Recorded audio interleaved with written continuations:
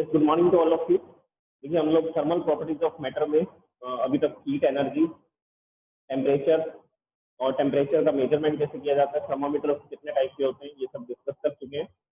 इसके बाद हम लोग पढ़ रहे थे थर्मल एक्सपेंशन, और थर्मल एक्सपेंशन में हमने दो चीजें अभी तक स्टडी कर ली हैं। We were studying about the thermal expansion, and in the thermal expansion we have studied so far linear expansion, and second one is superficial expansion, that is area expansion. Today we will study about the volume expansion. Today we will study about the volume expansion.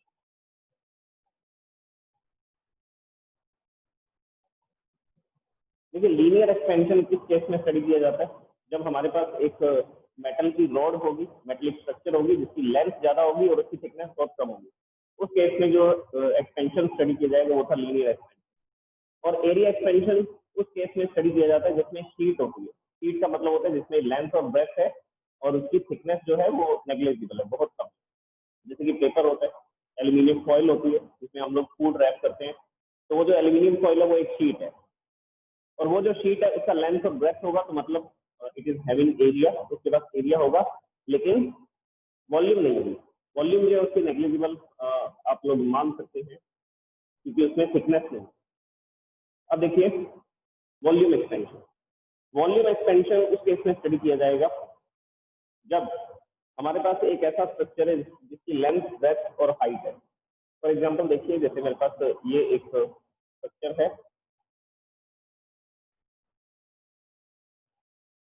एक cubical structure है which is having length, breadth and height. ये cubical structure थी जिसकी क्या length भी थी और breath भी थी और हाइट भी थी।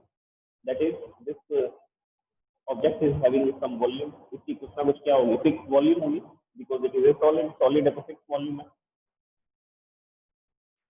ओके, और ये कितने डिग्री सेल्सियस पर है? तो आंसर है ये T1 डिग्री सेल्सियस पर है। It is at the T1 degree Celsius initial temperature पे। अब हमने क्या किया, इसको हीटअप किया। हीटअप किया तो गर्म होगा।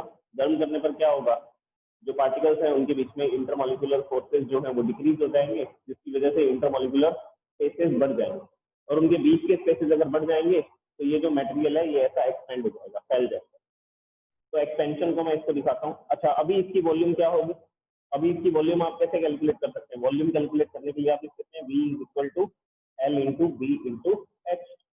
This is the initial volume, और ये जो इनिशियल वॉल्यूम थी इसको मैंने V से लिखा। This is the initial volume. अब इसके बाद जैसे ही मैंने इसको हीटअप किया, हीटअप करने पर क्या होगा, इसकी वॉल्यूम में चेंजेस आएगा। तो मैं यहाँ पर दिखाता हूँ कि इसके अंदर क्या क्या चेंजेस आए।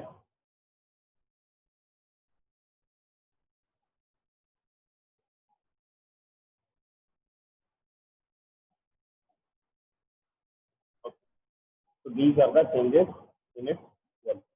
तो यहाँ पर क्या हुआ, ये इस तरह से क्या हो गया, फैल गया। ये जो भी ऑब्जेक्ट था ये क्या हो रहा है, एक्सपेंड हो रहा है। तो एक्सपेंशन में क्या होगा, एक्सपेंशन में इसकी वॉल्यूम में इंक्रीमेंट आ जाएगा। तो पहले इसमें इतनी वॉल्यूम ऑक्यूपाई कर रखी थी, अब ये ऐसा बड़ा हो गया, एक्सपेंड हो गया, फैल गया। तो एक्सपेंशन के कारण इसकी वॉल्यूम क्या हो गई, V plus delta V। Delta V is the change in volume, और you can say that increase in volume. तो ये इंक्रीमेंट है वॉल्यूम के अंदर, क्योंकि हम लोग हीटअप कर रहे हैं, हीटअप करने पर एक्सपेंशन होता है और वॉल्यूम इंक्रीज होती है। तो इसलिए आप इसको इंक्रीज इन वॉल्यूम बोल सकते हैं या आप बोल सकते हैं चेंज इन वॉल्यूम। तो जैसे ही मैंने इसको हीटअप किया, इसकी वॉल्यूम में कितना चेंज आया, डेल्टा V।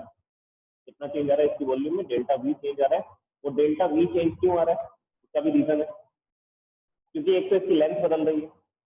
इसकी लेंथ में कितना चेंज आएगा, तो देखिए डेल्टा V के बारे में मैं आपको बता रहा हूँ। डेल्टा V के लिए क्या लिखा जाएगा, चेंज इन लेंथ। तो जैसे ही हीटअप करेंगे इसकी लेंथ में चेंज आएगा, multiply by change in breadth. इसकी ब्रेथ में भी चेंज आएगा हीटअप करने पर, और इसकी हाइट में भी क्या हो जाएगा, इसकी हाइट में भी चेंज हो जाएगा। तो change in length into change in breath into change in height, that is called change in volume. तो उसकी लेंथ, ब्रेथ और हाइट में जो चेंजेस आ रहे हैं उनके प्रोडक्ट को क्या बोला जाएगा, चेंज इन वॉल्यूम बोला जाएगा। तो this is the volume expansion. तो इस तरह से हम लोग क्या देख सकते हैं, वॉल्यूम एक्सपेंशन को देख सकते हैं कि किस तरह से ये वॉल्यूम एक्सपेंड होती है। ओके,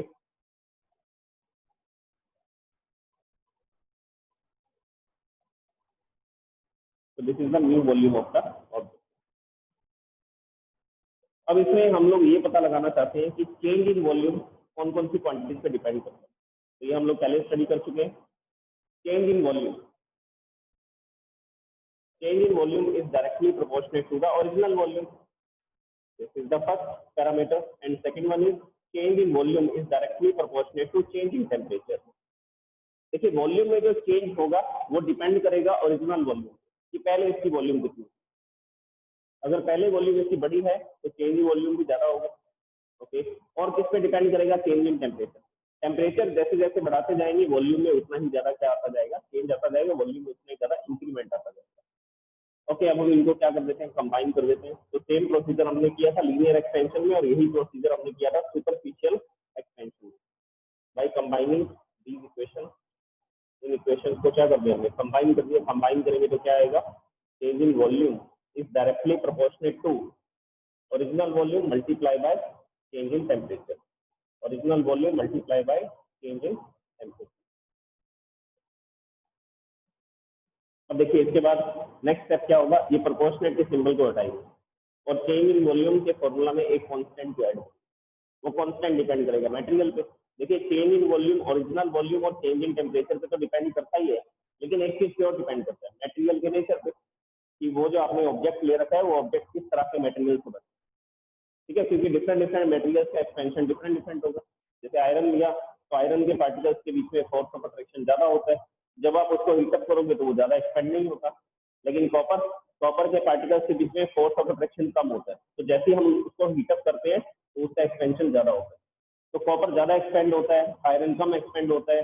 वो डिपेंड करता है उसके बीच के मॉलिक्यूलर फोर्सेस के बीच में, मतलब पार्टिकल्स के बीच के जो फोर्स है उन पे डिपेंड करता है, और उनके बीच में कितने स्पेसेस हैं और उनकी क्या स्ट्रक्चर है। अब कॉपर एलिमेंट है, उसके अंदर नंबर ऑफ इलेक्ट्रॉन्स अलग है, नंबर ऑफ प्रोटॉन्स अलग है। आयरन जो है उसके अंदर नंबर ऑफ इलेक्ट्रॉन अलग है, नंबर ऑफ प्रोटॉन अलग है। तो फोर्स ऑफ अट्रैक्शन भी डिफरेंट डिफरेंट होंगे दोनों के। तो ये जो चेंज इन वॉल्यूम होगा वो मटेरियल पे भी डिपेंड करेगा। तो उस मटेरियल की प्रॉपर्टी को यहाँ पर ऐड करने के लिए हम लोग क्या करेंगे, ये प्रोपोर्शनेट के सिंबल को हटा देंगे और लिखेंगे change in volume is equal to, change in volume is equal to gamma. ये सिंबल हम लोग लगाएंगे गामा का, अल्फा बीटा। और इसके लिए क्या यूज करने वाले, लीनियर एक्सपेंशन के लिए हमने यूज किया था अल्फा, और सुपरफिशियल एक्सपेंशन के लिए हमने यूज किया था बीटा, और इसके लिए यूज करेंगे gamma. Multiply by original volume and change in temperature. तो दिस इज अवर फॉर्मूला। और यहाँ पर गामा क्या होगा, gamma is the coefficient of linear expansion, coefficient of volume expansion. यहाँ पर मैं इसको लिख देता हूँ here, gamma is the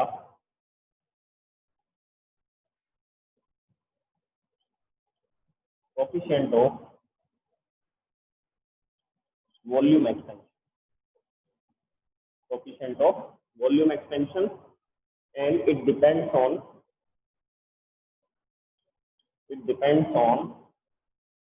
nature of material. It depends on nature of material कि किस तरह के मटेरियल को लेकर के हम एक्सपेरिमेंट कर रहे हैं, एक्सपेंशन करना चाहते हैं। अच्छा, अब बात आती है कि गामा का फॉर्मूला क्या बनेगा और गामा की यूनिट क्या होगी, गामा की डेफिनेशन क्या होगी। तो वो सब हम लोग बनाते हैं जैसा कि हमने इन दोनों में किया था, सेम टू सेम वैसा ही है। तो इक्वेशन थर्ड का यूज करके, this is our equation third. By using equation third we can derive a new relation for the gamma. Using equation third equation का यूज करके हम एक स्टेटमेंट लिख सकते हैं, gamma is equal to change in volume divided by original volume multiply by change in temperature. So this is the formula of gamma. अभी मैं इन तीनों का आपको कंपैरिजन बताने वाला हूँ कि तीनों के फॉर्मूलाज में क्या क्या चेंजेस हमने किए। इसके बाद में इसका यूनिट क्या होगा, चेंज इन वॉल्यूम। देखिए वॉल्यूम को मेजर करते हैं मीटर क्यूब में, metre cube, L into B into H, metre into metre into metre, so it is metre cube. Original volume is also measured in meter cube, and change in temperature is measured in Kelvin. तो देखिए metre cube से metre cube cancel हो जाएगा और यहाँ पर बचेगा 1/Kelvin. तो 1/Kelvin is written as kelvin inverse. तो इसकी यूनिट केल्विन इनवर्स होगी या आप डिग्री सेल्सियस इनवर्स भी लिख सकते. 1/Kelvin का मतलब है पर केल्विन. 1/Kelvin का क्या मतलब होगा? पर केल्विन बोलिए या केल्विन इनवर्स बोलिए, एक ही बात है, या इसको डिग्री सेल्सियस इनवर्स भी. क्योंकि अगर 1 केल्विन टेम्परेचर बढ़ेगा तो सेल्सियस में भी 1 डिग्री सेल्सियस टेम्परेचर भी इंक्रीज होगा. तो सेल्सियस में भी 1 डिग्री सेल्सियस टेम्परेचर भी इंक्रीज होगा. ओके, अब बात आती है इसकी डेफिनेशन कैसे बनाएंगे? ये हमने इसका फॉर्मूला बना दिया. फॉर्मूला बनाने के बाद मैंने आपको यूनिट बताया, यूनिट कैसे निकाला जाएगा. यूनिट बनाने के बाद हम क्या कर सकते हैं, हम इसकी डेफिनेशन को सेट करते हैं. डेफिनेशन को देखिए कैसे सेट करेंगे. डेफिनेशन सेट करने के लिए हम लिखेंगे when original volume is 1 metre cube. When original volume is 1 metre cube and the change in temperature is 1 degree Celsius and delta T is 1 degree Celsius. ये मेरे पास एक बॉक्स था, इसकी ओरिजिनल वॉल्यूम कितनी थी? इसकी ओरिजिनल वॉल्यूम थी 1 metre cube और इसका टेम्परेचर मैंने कितना इंक्रीज किया? 1 डिग्री सेल्सियस. इसका टेम्परेचर मैंने कितना इंक्रीज किया? 1 डिग्री सेल्सियस. अब ये दोनों वैल्यूज आप इसमें पुट कर दीजिए. ओरिजिनल वॉल्यूम की जगह लिखने वाला हूँ मैं 1 मीटर क्यूब और चेंज इन टेम्परेचर की जगह क्या लिखने वाला हूँ? 1 degree Celsius. Change in 1 degree Celsius temperature बढ़ाया तो इसके डिवाइड में 1 आ रहा है, तो हम लोग क्या लिखेंगे? तो gamma is equal to delta we.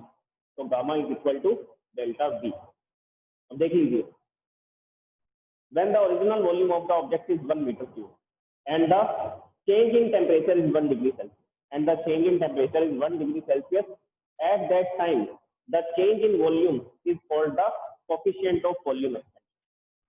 जब एक ऑब्जेक्ट है जिसकी वॉल्यूम 1 मीटर क्यूब है और उसका टेम्परेचर आप 1 डिग्री सेल्सियस बढ़ा रहे हैं, उस समय पर उसकी वॉल्यूम में जितना चेंज आएगा, उसी को क्या बोला जाएगा? Coefficient of volume expansion. तो क्या बोला जाएगा? Coefficient of volume expansion. तो यहाँ से आप लोग वॉल्यूम एक्सपेंशन की डेफिनेशन लिख सकते हैं, coefficient of volume expansion. Okay, तो ये इसके फॉर्मूला हुआ. यहाँ पर था original volume and change in temperature, वो मैंने वैल्यू पुट की है 1 metre cube and 1 degree Celsius. Original volume and change in temperature, this is the formula. ये फॉर्मूला है, ये यूनिट हो गए इसकी, और इससे हम लोग क्या लिख सकते हैं? इससे हम लोग इसकी डेफिनेशन लिख सकते हैं, coefficient of volume expansion. Okay, अब कंपैरिजन करते हैं लीनियर एक्सपेंशन, एरिया एक्सपेंशन और वॉल्यूम एक्सपेंशन.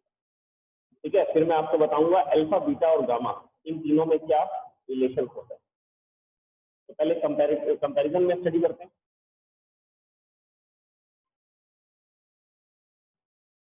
फिर हम देखते हैं अल्फा, बीटा, गामा में क्या रिलेशन है. वो रिलेशन को भी हम लोग डिराइव करेंगे, मैथमेटिकल कैलकुलेशन है उसके लिए.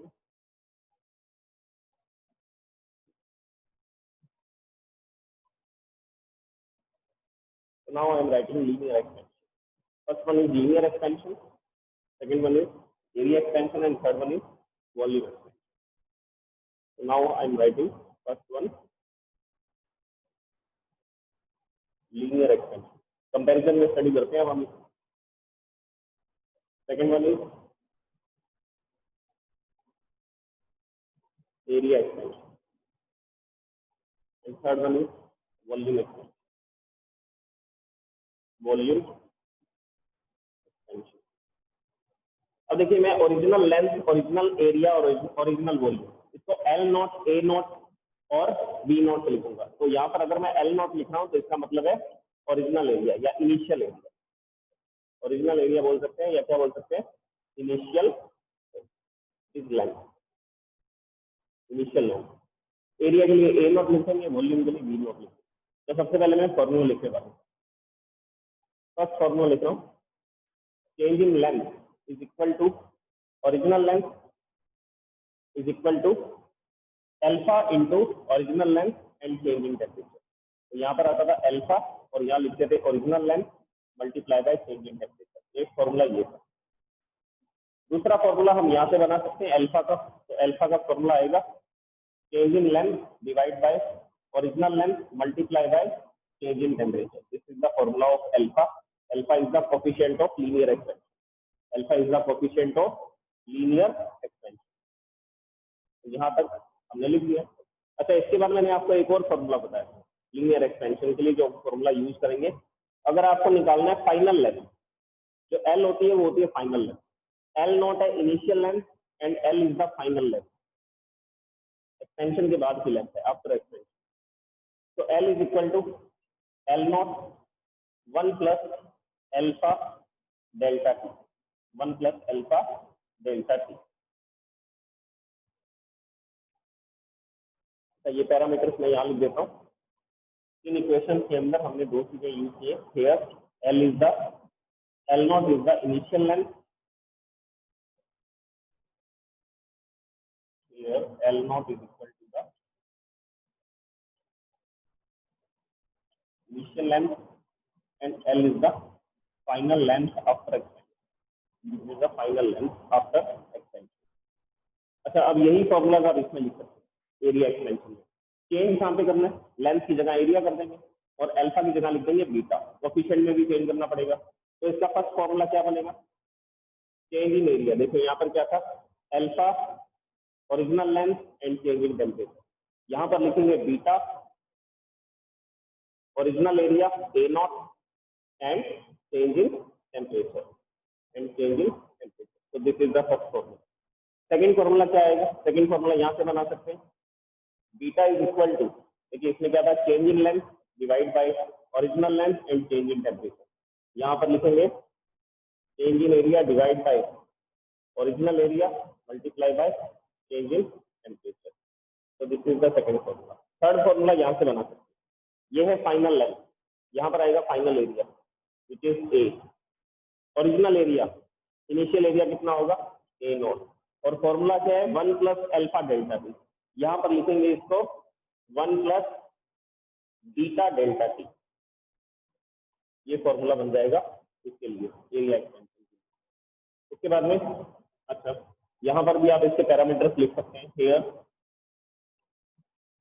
ए is equal to the final area after expansion.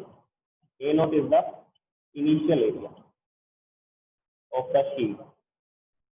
Initial area of sheet. ठीक है, एरिया एक्सपेंशन पढ़ रहे हैं तो शीट के लिए लिखा जा रहा है। इसके बाद में अब आया वॉल्यूम एक्सपेंशन। फॉर्मूला में चेंज कीजिए। यहाँ पर है चेंज इन एरिया, इसकी जगह पर लिख देंगे हम लोग change in volume is equal to beta और यहाँ पर आएगा गामा। ए नॉट यहाँ लिखेंगे V naught and change in temperature. तो this is the first formula of the volume expansion. Second formula gamma का फॉर्मूला बनाएंगे। Gamma is equal to change in volume divide by original volume multiply by change in temperature. ये हो गया इसका gamma का formula. तीसरा formula हम लोग यहाँ से लिख सकते हैं फाइनल एरिया, यहाँ पर आएगा फाइनल वॉल्यूम। तो लिखेंगे final volume is equal to original volume 1 plus, यहाँ लिखा था अल्फा डेल्टा टी, यहाँ लिखा था बीटा डेल्टा टी और यहाँ पर लिखेंगे gamma delta T.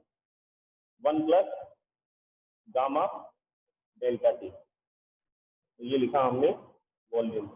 Okay, and here V is the final volume after expansion of a solid and V naught is the initial volume.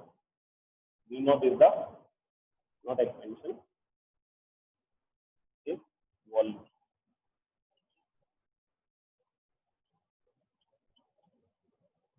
This is the initial volume. Okay, अब आप इसका screenshot ले लीजिए जल्दी से।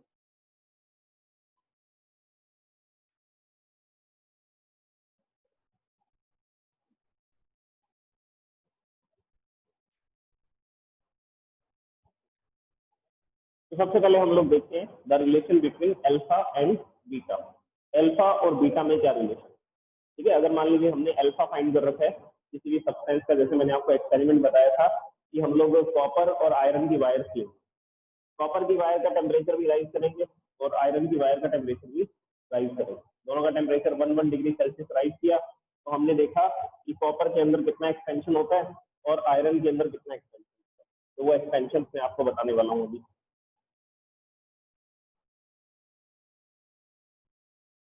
Alpha for the copper is 24 into 10⁻⁻6 kelvin inverse, ये इसका unit है। This is of the copper. और आयरन के लिए लिखना है, आयरन के लिए इसका लगभग था 17 के आसपास, 17 into 10⁻⁻6 केल्विन इनवर्स। तो हमने अब क्या कर लिया, अल्फा फाइंड कर लिया। कैसे फाइंड किया, हमने कॉपर की वायर का यूज किया और उसको क्या किया, ये 1 मीटर की वायर है और इसको हीटअप किया कितने डिग्री सेल्सियस पर, 1 डिग्री सेल्सियस पे। तो जैसे ही मैंने इसको हीटअप किया और मैंने देखा इसकी लेंथ में इतना चेंज आ रहा है, 24 into 10⁻⁻6 मीटर का चेंज आ रहा है। तो जितना चेंज आ रहा है वही उसका अल्फा है। पर मीटर लेंथ में पर डिग्री सेल्सियस टेम्परेचर इंक्रीज करने पर जितना उसकी लेंथ में चेंज आ रहा है उसी को तो हम क्या बोल रहे हैं, अल्फा बोल रहे हैं, कोफिशिएंट ऑफ लीनियर एक्सपेंशन। तो अगर मैंने लीनियर एक्सपेंशन फाइंड कर लिए तो मेरे को उसकी, अब देखो, अब मेरे को एरिया एक्सपेंशन फाइंड करना है। एरिया एक्सपेंशन फाइंड करने के लिए आप बोलेंगे कि सर मैं कॉपर की शीट ले लेता हूँ जिसकी एरिया होगा 1 मीटर स्क्वायर, और इसी तरह से एक शीट आयरन की ले लेता हूँ जिसका एरिया होगा 1 मीटर स्क्वायर। दोनों का टेम्परेचर 1 डिग्री सेल्सियस बढ़ा दूंगा, फिर मैं दोनों की लेंथ और ब्रेथ मेजर कर लूंगा, चेंज इन एरिया निकाल लेंगे, उससे हम लोग इसका बीटा फाइंड कर लेंगे। तो दोबारा से एक्सपेरिमेंट करने की जरूरत नहीं है, बस लेंथ को लेकर के अगर आपने एक्सपेरिमेंट कर लिया तो हम उसी से बीटा फाइंड कर लेंगे। अगर हमने बीटा फाइंड कर लिया तो उसी से गामा फाइंड कर लेंगे। तो एक्सपेरिमेंट करने की दोबारा जरूरत नहीं पड़ेगी। मैथमेटिकल कैलकुलेशन से ऐसा पॉसिबल है कि अगर आपने अल्फा निकाल लिया तो हम उससे बीटा भी निकाल सकते हैं। तो उसी कैलकुलेशन को देखते हैं कि अल्फा और बीटा में क्या रिलेशन है।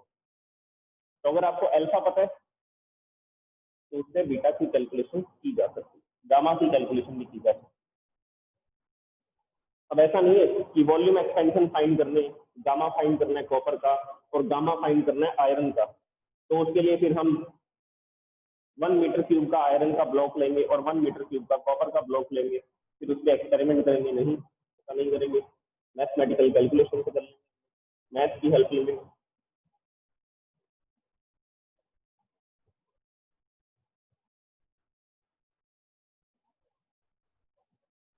तो अब देखिए इसको सॉल्व करते हैं हम लोग।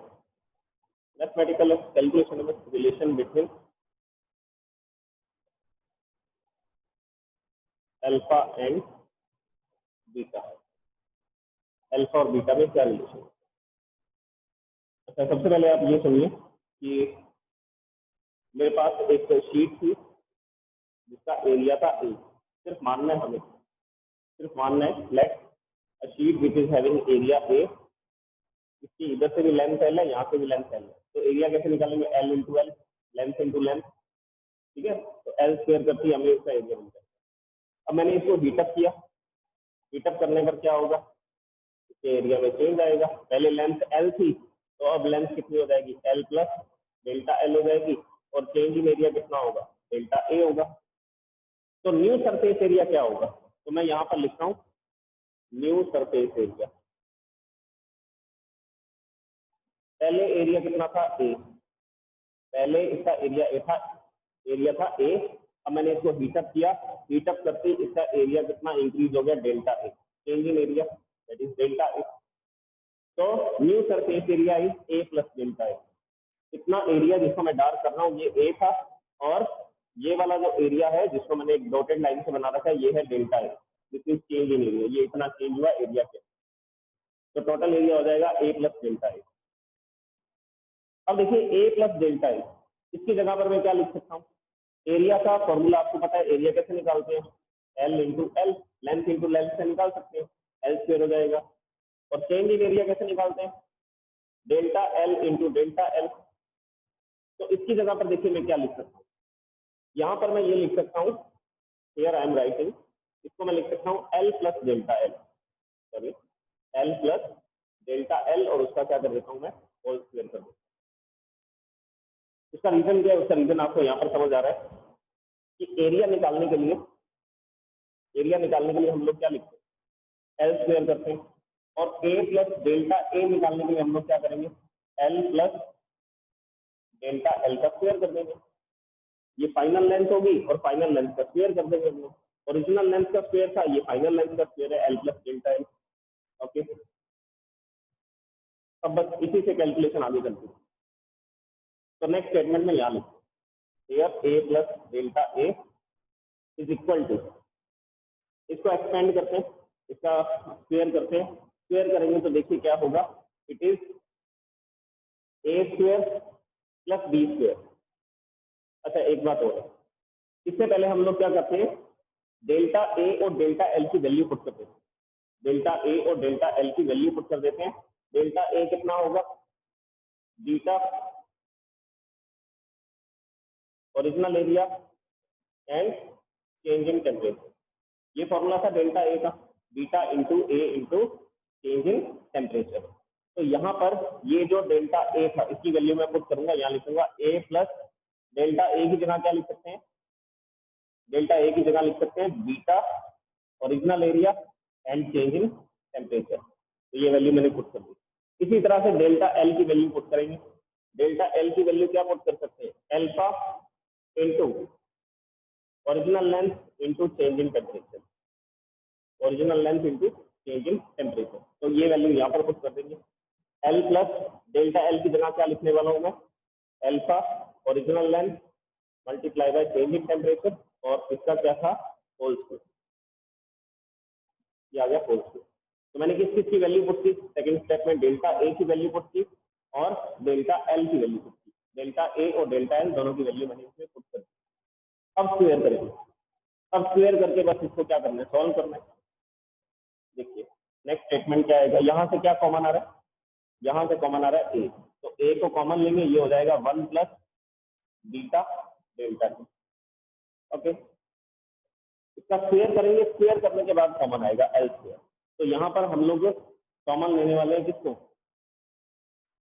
अच्छा पहले स्क्वायर कर देते हैं, A square plus B square, A plus B whole square है, ये फॉर्मूला है, A plus B whole square, A square plus B square plus 2ab, ये फॉर्मूला मैं यहाँ लगाऊँ। तो A square is L square, B square ये पूरा बी है, तो इस पूरे का स्क्वायर करेंगे, alpha square L square delta T square, alpha square L square and delta T square plus 2ab, ये 2ab तो करना, तो यहाँ लिखेंगे 2 इंटू एल, अच्छा मैंने यहाँ स्मॉल एल लिख दिया, सॉरी, सब जगह पे हम लोग क्या लिखने वाले हैं, कैपिटल एल को ही लिखने वाले हैं, क्योंकि हम लोग कैलकुलेशन में सब जगह क्या लिख रहे थे, कैपिटल एल ही लिख रहे थे, ओरिजिनल लेंथ को और एरिया को कैपिटल ए से लिख रहे थे, ये मैंने कैपिटल एल लिखा, इससे कोई फर्क नहीं पड़ेगा, कैलकुलेशन में तो कोई चेंज नहीं आएगा।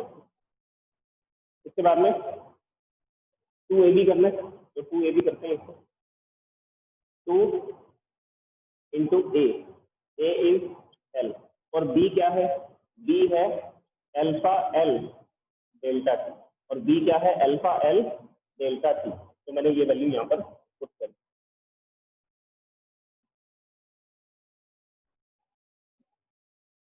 ओके, अब देखिए यहाँ से क्या कॉमन आ रहा है, यहाँ से कॉमन आएगा L square, here L square, और यहाँ पर भी एल स्क्वायर है, ये एल इंटू एल वो भी एल स्क्वायर हो जाएगा। तो यहाँ पर तो हमने ए को कॉमन ले लिया था, वो वैसे का वैसा रहेगा, 1 प्लस बीटा डेल्टा टी यहाँ पर बच जाएगा, और इक्वल टू में हमने किसको कॉमन लिया, हमने कॉमन लिया एल स्क्वायर को कॉमन लेंगे, तो यहाँ से एल स्क्वायर कॉमन लेंगे तो यहाँ तो बच जाएगा 1, यहाँ पर एल स्क्वायर कॉमन लेंगे तो क्या रह जाएगा, एल्फा स्क्वायर और डेल्टा टी स्क्वायर, तो प्लस में आएगा alpha square and delta T square, plus यहाँ पर बचेगा 2 एल्फा डेल्टा टी, ये एल स्क्वायर कॉमन लेंगे ना, एल इंटू एल, ये कॉमन आ गया यहाँ पे।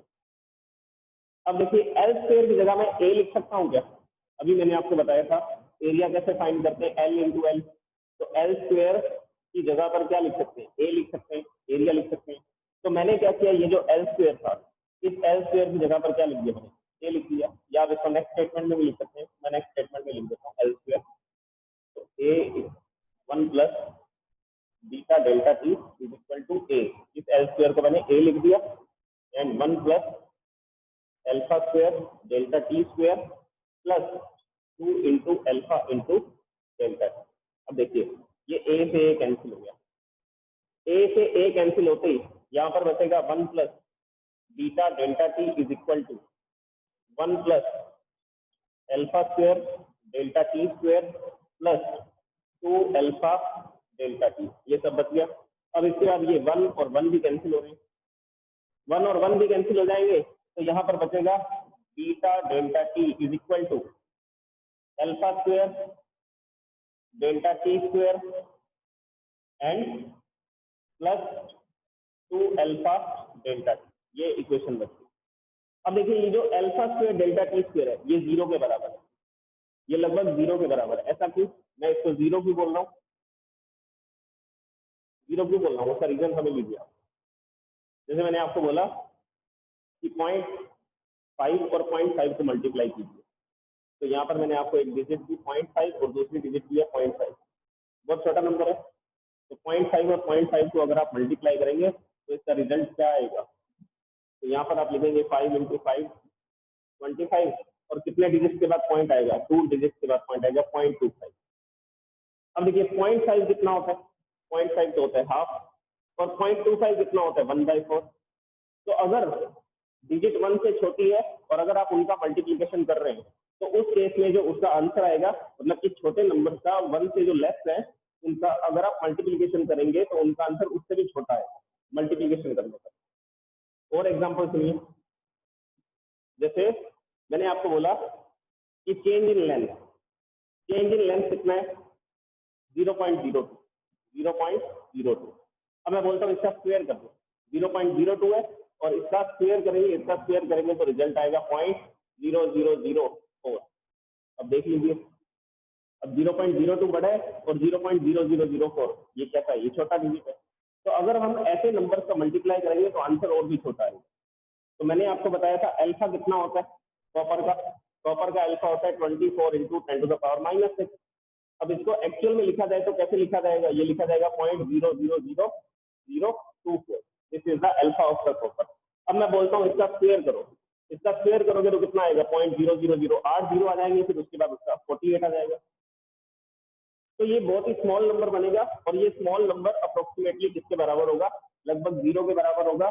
तो इसमें ये वाली जो डिजिट है ना अल्फा स्क्वायर और डेल्टा टी स्क्वायर, ये लगभग 0 के बराबर है, तो ये नेग्लिजिबल है। तो ये क्या है, ये नेग्लिजिबल है। आप इसको लिखना चाहें तो लिख सकते हैं, अगर फॉर्मूला में नहीं भी लिखेंगे तो भी कोई ज्यादा चेंज नहीं आएगा calculation.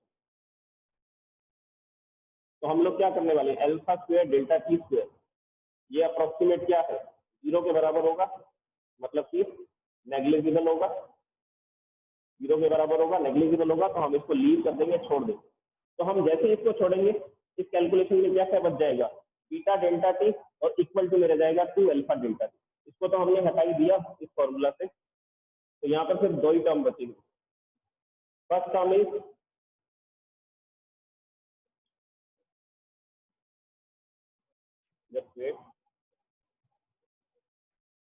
Is beta delta T is equal to 2 alpha delta T. अब देख लीजिए डेल्टा टी से डेल्टा टी कैंसिल हो रहा है, तो यहाँ पर हम लोग क्या करने वाले हैं, डेल्टा टी को डेल्टा टी से कैंसिल करने वाले हैं। तो क्या बच गया, beta is equal to 2 alpha, beta is equal to 2 alpha, और we can say that alpha is equal to beta upon 2, alpha is equal to beta upon 2। ये बन गया रिलेशन अल्फा और बीटा में।